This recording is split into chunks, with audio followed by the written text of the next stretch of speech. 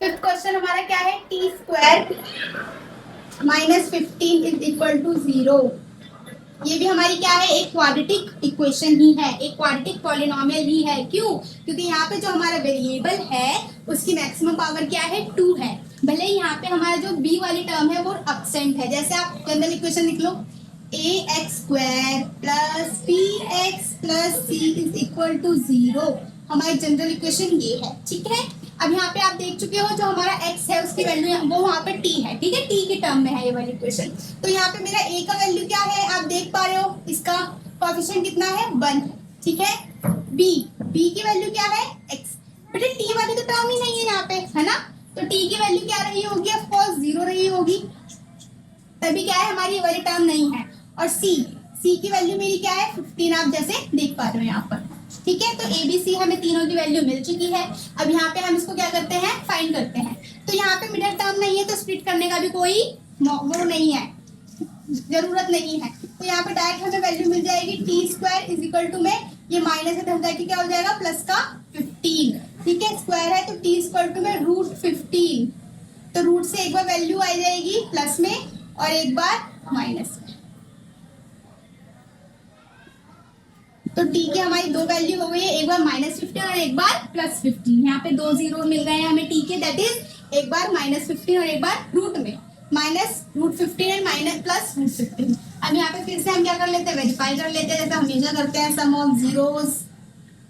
Of zeros दोनों का सम करेंगे, -15 रूट में प्लस का root 15, that is of course 0, ठीक है। प्लस की वैल्यू माइनस की वैल्यू कैंसिल हो जाएगा 0। और ये हमारे किसके बराबर होता है, -b अपॉन में a के।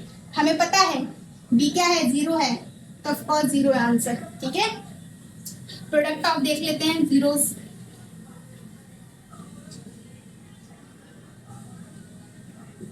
दैट इज दोनों का प्रोडक्ट -15 रूट में मल्टीप्लाई बाय +15 रूट में, ठीक है। तो माइनस क्या है, कैंसिल हो जाएगा रूट और क्या आ जाएगा, -15 आ जाएगा, दैट इज c अपॉन में a। c मेरा क्या है बच्चों, 15, a की वैल्यू क्या है 1, तो आंसर क्या आ जाएगा 15, ठीक है।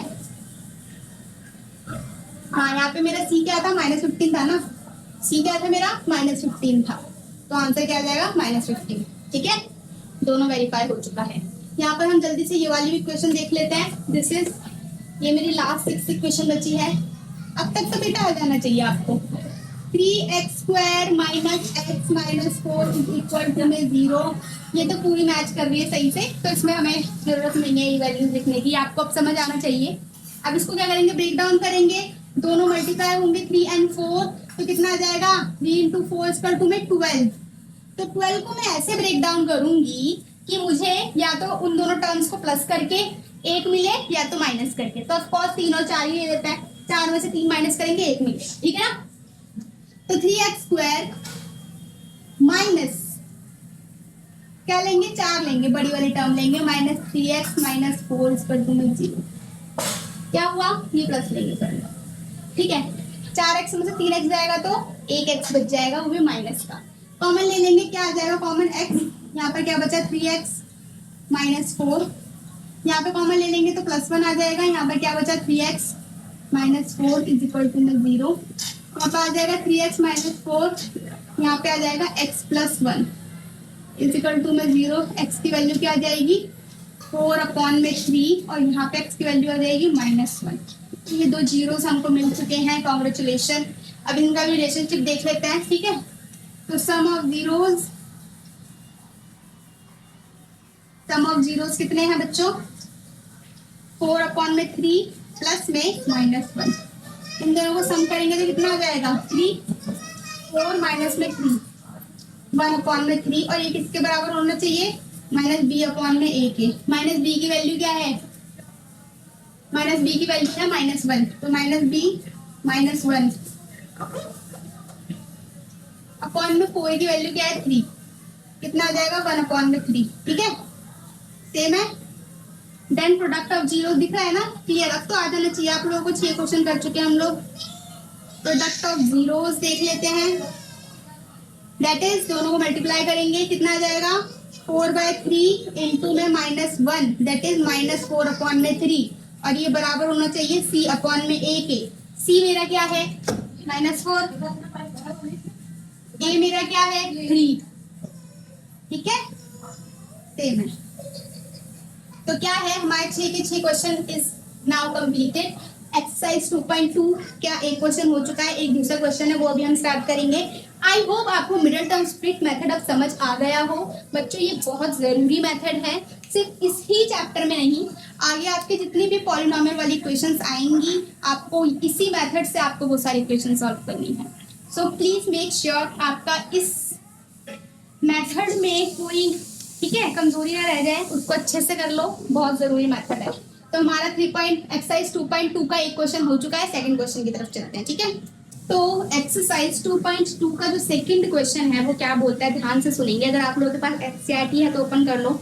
ये बोलता है फाइंड अ क्वाड्रेटिक पॉलिनोमियल। तो अब हमको क्या करना है, अभी तक हमको इक्वेशन दे रहा था, अब हमें इक्वेशन बनानी है। कैसे बनानी है, find the quadratic polynomial each with a given number of sum and product of its zeros respectively। तो इसने क्या बोला है कि हम अब आपको सम ऑफ जीरोस दे देते हैं, मतलब ये जो यहाँ पर -1/4 है, ये जो भी हमारी क्वाड्रेटिक पॉलिनोमियल अभी बनेगी उसके जीरोस का सम है, ठीक है ना। -1/4 क्या है, सम है, और -2 क्या है, प्रोडक्ट है, याद रखो। इसमें क्या बोल दिया है, जो भी हमारी इक्वेशन रही रहेगी ax² + bx + c = में 0, अभी हम बनाएंगे इसको, ये भी जनरल फॉर्म मैंने लिख दी है। तो इसके जो भी जीरोस रहे हैं ना, अल्फा और बीटा ले लो, उन दोनों जीरोस को क्या ले लो, एक समझ लो एक अल्फा है एक बीटा है। तो अल्फा और बीटा इन दोनों के जो सम है, मतलब अगर मैं अल्फा और बीटा प्लस कर दूंगी तो मुझे क्या मिलेगा बच्चों, 1/4। और अगर मैं मल्टीप्लाई कर दूंगी दोनों जीरोस को तो कितना मिल जाएगा, -2। तो इसने ये दे रखा है, ये क्या है मेरे जीरोस। तो नाउ फाइंड द इक्वेशन। ये बोला है उन्होंने कि हमने आपको सम दे दिया है दोनों जीरोस का 1/4, प्रोडक्ट दे दिया है -2। Now just try to find the polynomial. तो ये बहुत इजी है, आप एक ना जनरल इक्वेशन याद रखो इसके लिए।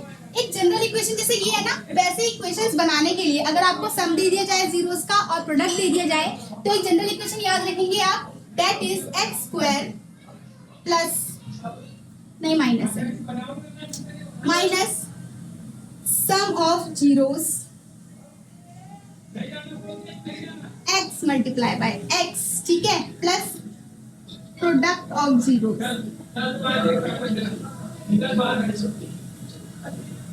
समझ गए, ये एक जनरल इक्वेशन है। क्या है, ये एक जनरल इक्वेशन है which will help you to find the जो हमारी रियल इक्वेशन। तो फाइंड करते हैं x² minus sum of zeros. Sum कितना दे रखा है बच्चों, 1/4। तो सम ऑफ जीरोस की जगह हम क्या रख देंगे, 1/4। ब्रैकेट का बहुत अच्छे से ध्यान रखें क्योंकि माइनस प्लस साइन मैनेज करना बहुत जरूरी है, वो ब्रैकेट के बिना नहीं हो पाता है। साथ में मल्टीप्लाई में x plus product of zeros. Product of zeros क्या दे रखा है बच्चों, -2 दे रखा है। क्लियर हुआ। अब इसको जरा सॉल्व करके देखें। x² माइनस 1/4x माइनस में 2, ठीक है। इसका एलसीएम लेके सॉल्व करेंगे। यहाँ पे 1 है, यहाँ पे 1 है, तीनों का एलसीएम लेके क्या आ जाएगा 4, यहाँ पे 4x²। एलसीएम लेके सॉल्व करना तो आता ही होगा। आई एम गेसिंग कि आता हो आपको -4, ठीक है। कितना हो गया, ये सब इक्वल टू क्या है 0 है, ठीक है ना। क्लियर है नहीं, तो हमारी क्या इक्वेशन 0 के बराबर चलती है। तो क्या आ गया 4x² माइनस x माइनस 4 और ये 0 इधर जाके क्या हो जाएगा 0। ये 4 इधर जाके क्या हो जाएगा, मल्टीप्लाई बाय 4 0 हो जाएगा। तो this is our quadratic polynomial. क्या है बच्चों, ये हमारी क्वाड्रेटिक पॉलिनोमियल है जो हमें फाइंड करनी थी। तो 4x² minus x minus 4 equal to 0 है हमारा। एक बार आंसर देख लेते हैं।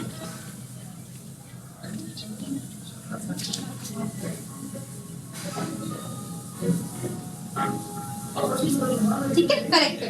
4x² minus x minus 4 equal to 0।